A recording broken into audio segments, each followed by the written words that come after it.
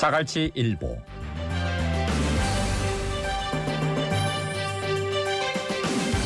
떠오르는 이슈와 부산의 뉴스까지 짚어보는 시간이지요. 자갈치 일보 오늘 소식 만나볼까요? 네, 오늘 첫 번째 소식은요. 마른 봄, 강풍의 곳곳에 산불, 이제 20시간 만에 진화로 가지고 왔습니다. 전국 곳곳에 강풍 건조특보가 내린 지난 주말 동안에 강원, 경북, 경남 지역에서 크고 작은 산불이 잇따랐습니다. 예, 지난 토요일에 강원도 인제에서 산불이 났지요. 아침에 산불 얘기만 들어도 가슴이 쿵 하더라고요.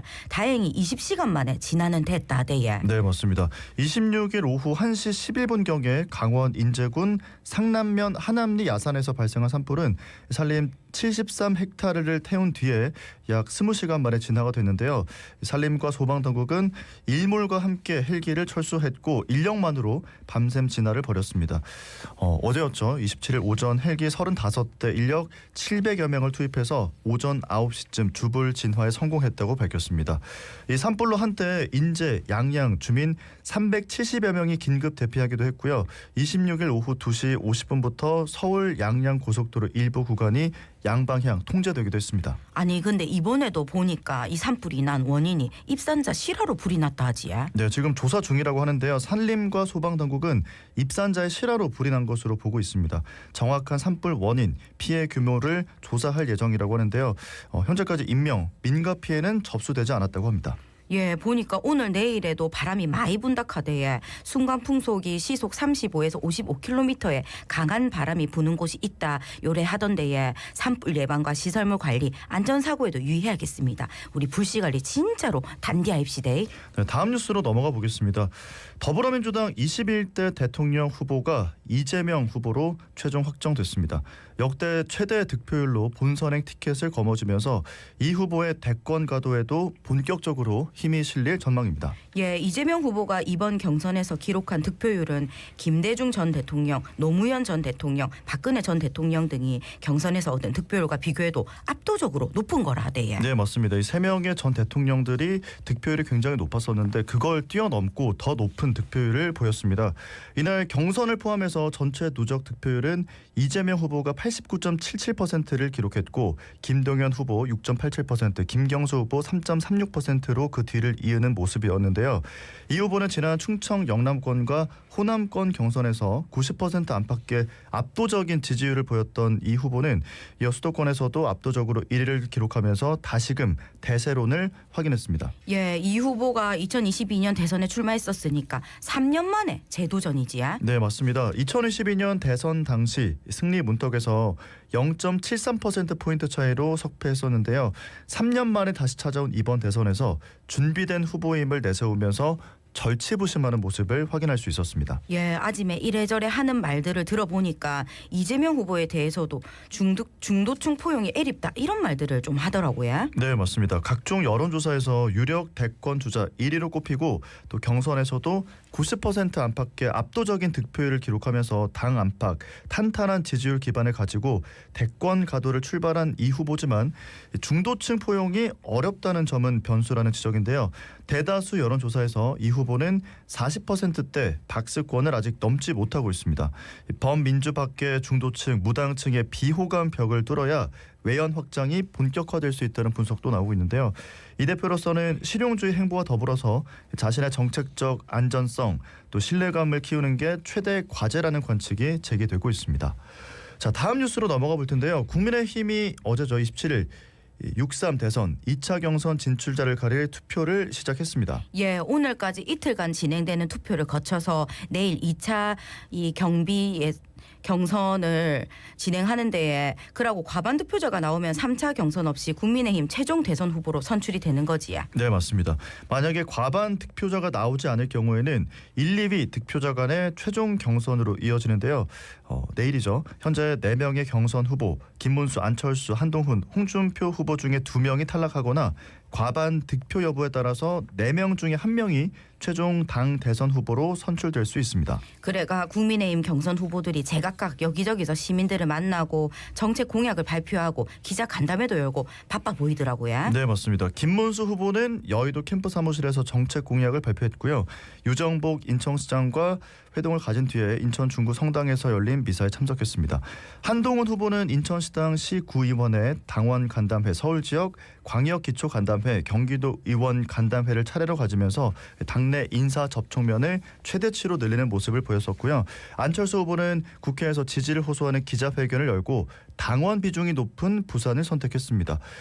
그리고 홍 후보는 이날 오후 서울 홍대 상상마당에서 현장 기자 간담회를 열고 청년들과 만나는 행보를 보였습니다. 그러고 지난주부터 했던 얘긴데 국민의힘 경선 2차 컷오프 결과를 앞두고 한동수 대통령 권한대행 국무총리의 출마 가능성이 높아지면서 후보들 모두 촉각을 세우고 있지요. 네, 맞습니다. 4명의 후보들 나란히 한 대행과의 단일화 필요성을 강조하면서 향후 단일화 국면에서의 주도권 잡기에 집중하는 모양새였는데요.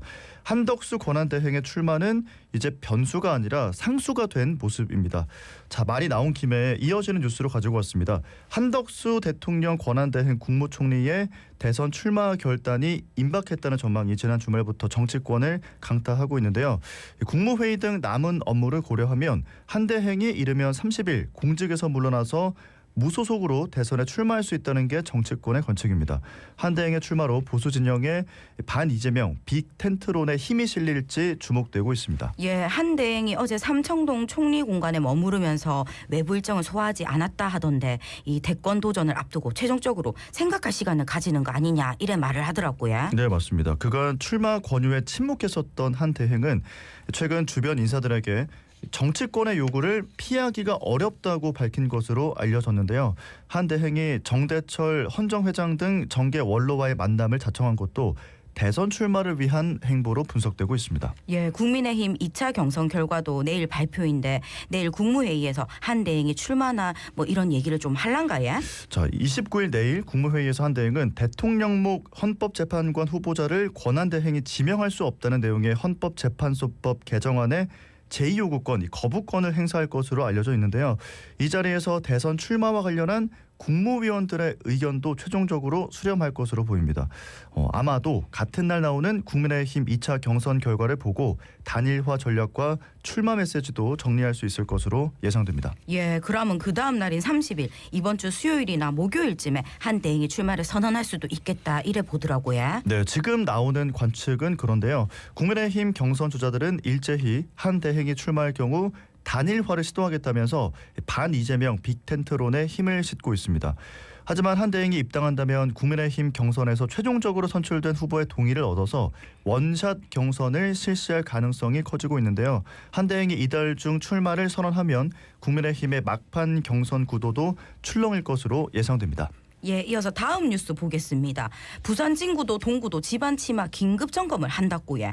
이 보니까 사상 하단선 주변 싱크홀로 시민들이 불안감이 억수로 높았지에 그래가지고 부산 진구 동구에서도 요래 점검을 나섰다고 하더라고요. 네, 맞습니다. 부산 도시철도 1, 2호선이 교차하는 부산 진구에서 하수관로 긴급 점검에 나섰습니다. 도시철도 사상 하단선 공사 현장 주변에서의 잇따른 싱크홀 사고로 시민들의 불안감이 최고조에 달하자 다른 지자체에서도 선제 대응에 나선 건데요. 또 동구 충장대로 지하차도 공사 현장, 고속철도 부산역 승강장 등에서 발생한 집안 치마에 대해서도 조사를 벌이고 있습니다. 예, 들어보니까 지난 23일부터 부산 진구는 주요 하수관로 긴급 점검을 시작했다고 하지요. 네, 맞습니다. 점검 대상이 1983년 이후에 매설된 직경 500mm 이상 관로 4.4km 구간인데요. 예산 2,200만 원이 투입될 예정입니다. 해당 관로는 도시철도 1호선 양정에서 범일역, 도시철도 2호선 개금에서 국제금융센터 부산은행역 구간을 따라서 주변에 매설돼 있다고 합니다. 근데 이 점검을 뭘로 우째일에 점검을 하는 겁니까? 이게 CCTV 장비를 활용해서 내부 파손, 또 누수 여부 등 전반적인 상태를 확인한다고 하는데요.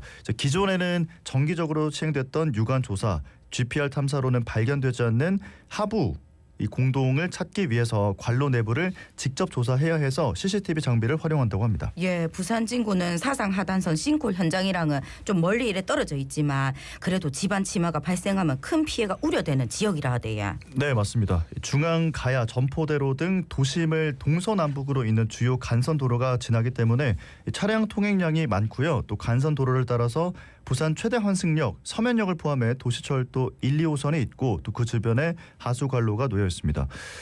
그리고 지난 2월 7일 부산 동구 충장대로 지하차도 공사 현장에서도 집안 침하가 일어나기도 했었는데 현장에서 50m가량 떨어진 고속철도 부산역에서도 승강장 지반이 갈라지고 내려앉는 현상이 나타났습니다.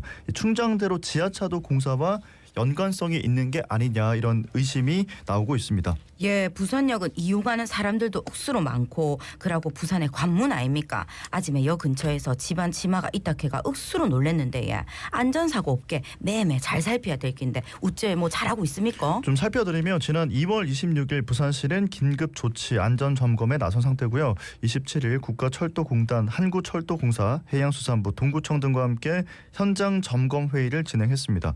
국가철도공단은 지난달부터 9월까지 부산역 승강장 침하 원인을 밝히고 보수 대책을 세우기 위한 정밀 진단 용역을 진행하고 있는데요. 지난달 25일 선로 하부의 공동을 확인하기 위한 집안 탐사에 착수했습니다.